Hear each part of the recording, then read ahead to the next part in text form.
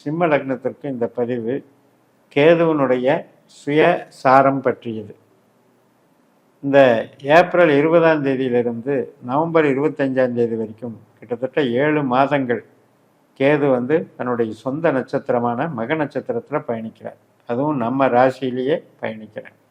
நம்ம லக்னத்துக்கு இது என்ன செய்யும் அப்படின்னா, நமக்கு சிந்தனையை கொடுக்குறவரே கேது தான்.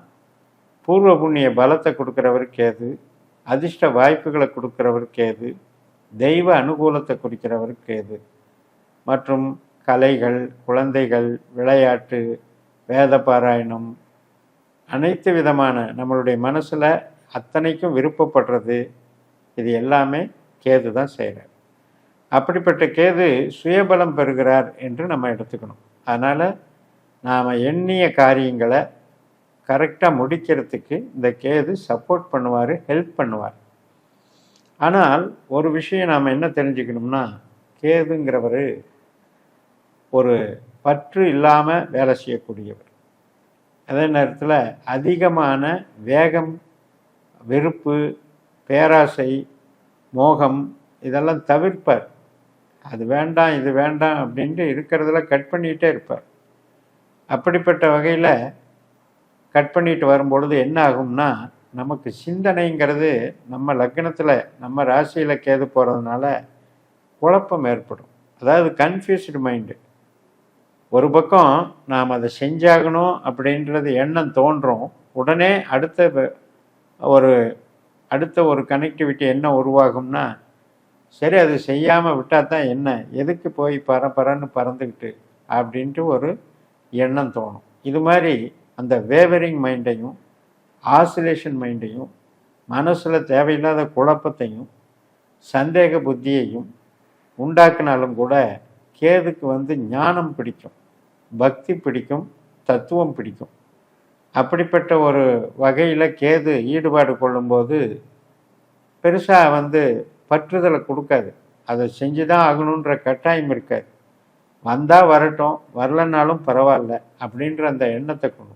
அதனால் ஞானத்துக்கு சிறந்த ஒரு அமைப்பு தான் இந்த லக்ன கேது. இந்த லக்னத்தில் இந்த கேது பலம் பெறுவது நல்ல சித்தாந்தங்களை வளர்த்துக்கிறது, ஆன்மீக கொள்கைகளை புரிஞ்சுக்கிறது, உபாசனை தெய்வங்களை வணங்கிறது மற்றும் அத்தனை விதமான பிலாசபி தத்துவ விசாரம் செய்வது, ஒரு ஞான மார்க்கத்தில் ஈடுபடுவது, இதுக்கெல்லாம் மிகச்சிறப்பாக இது செய்யும், வேலை செய்யும். இப்போ உங்களுக்கு கேதுவனுடைய திசையோ அல்லது புத்தியோ அந்தரமோ நடந்தால் கூட பர்ஃபெக்டாக இது உங்களுக்கு மேட்ச் ஆகும்.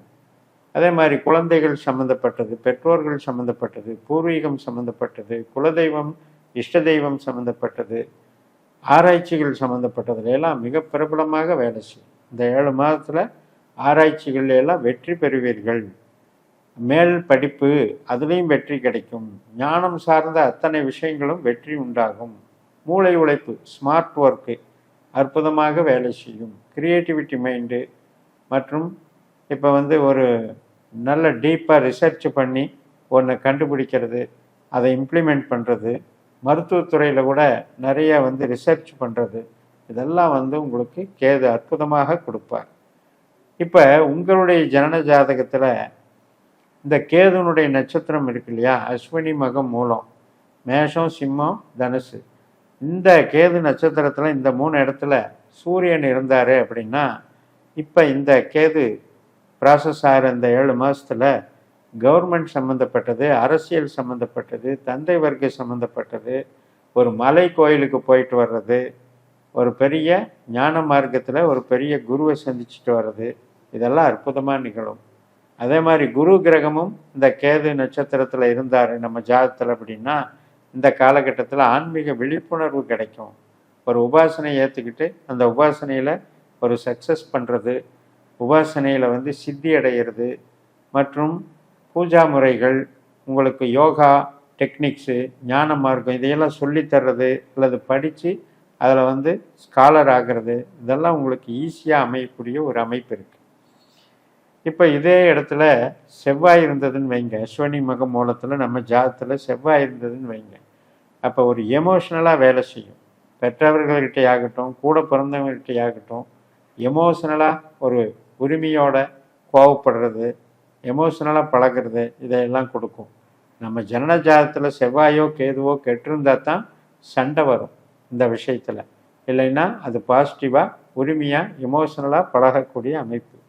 ஆனால் என்ன அப்படின்னா கொஞ்சம் கோபம் வந்துடும். செவ்வாய் கேதுங்கிறது உணர்ச்சி புலம்பாக ஒரு அன்பு செலுத்துறதுல கூட ஒரு அதிகாரத்தை பயன்படுத்தும் செவ்வாயினுடைய தன்மை.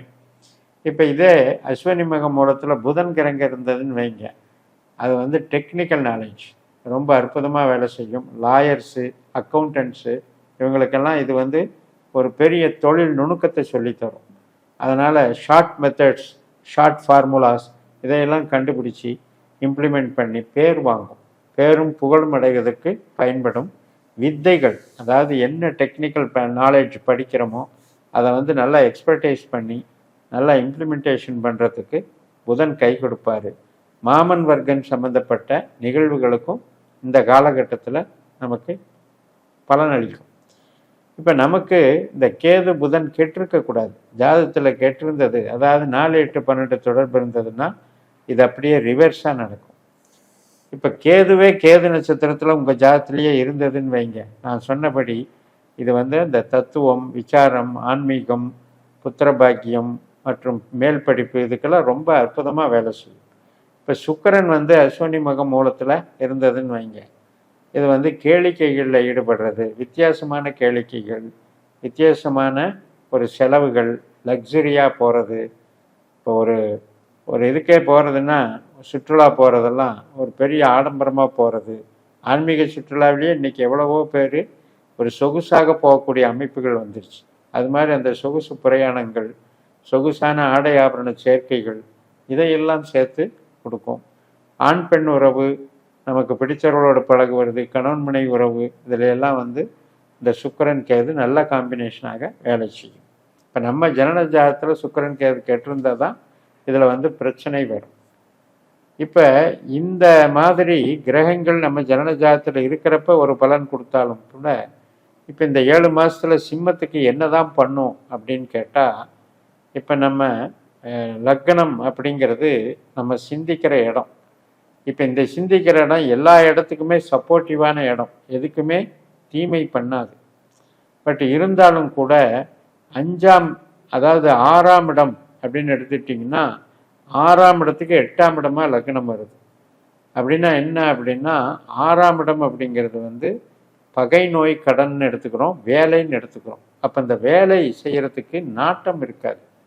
வேலை செய்கிறது அதிருப்தியாக ஃபீல் பண்ணணும். நமக்கு வேலையில் இன்வால்மெண்ட் இல்லைங்க, அது எனக்கு ரசிக்க முடியல, மன திருப்தியோடு வேலை செய்ய முடியல அப்படின்ற அந்த குழப்பத்தை ஏற்படுத்திகிட்டு இருக்கும். இந்த வேலைங்கிற விஷயத்துக்கு தான் இது இப்படி இருக்கும். இதே நீங்கள் சொந்தமாக ஒரு இன்ஸ்டிடியூஷன் நடத்துகிறீங்க, நீங்கள் ஒரு செல்ஃப் எம்ப்ளாய்டாக இருக்கீங்க, நீங்கள் ஒரு அதாவது ஸ்மார்ட் ஒர்க் மூலமாக தொழில் செய்கிறீங்க.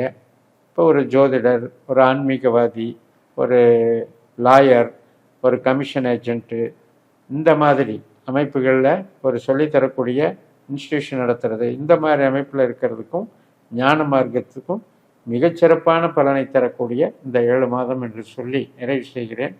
இந்த சேனலை சப்ஸ்கிரைப் பண்ணி ஷேர் பண்ணுங்கள்.